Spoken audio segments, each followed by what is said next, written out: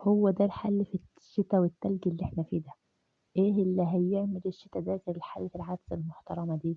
كمّل الفيديو معايا للآخر واعمل متابعة للقناة ودوس لايك، ربنا يجبر بخاطرك وينور لك كل اللي في بالك، يالّا هتعمل متابعة للقناة. الدنيا تلج يا جماعة، واحد إيديه ورجليه متلجين، ما تفهميش السقعة دي جاية لك منين رغم إن الشبابيك والأبواب وكل حاجة متقفلة، قال إن الدنيا تلج برضه. طبعًا إيه اللي هيعمل معانا بقى في الجو ده ويدفّينا كده، قُمت جاية قايمة عاملة لهم حلة عدس محترمة بعد العشا، محترمة عدس بعد العشا، هو ده الكلام.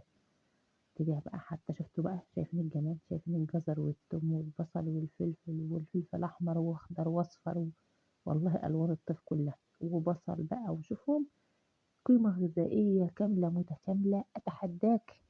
أتحداكِ لو عيانة هتخفي، لو عندِك برد هيروح. شوفي antibiotic طبيعي.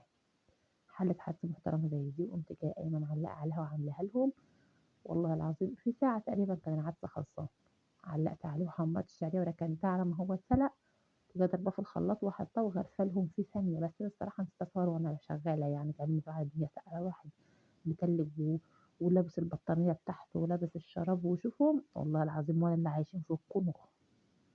ده طبعًا بعد أنا ما غرفت بقى، يعني كنت غرفت نُصّها، فاضل نُصّها شايفين الجمال، والله مانجا، أنا باقلّب في مانجا ما باقلّبش في عدس، اللي هيقول عليه عدس هيظلمه ويظلمني.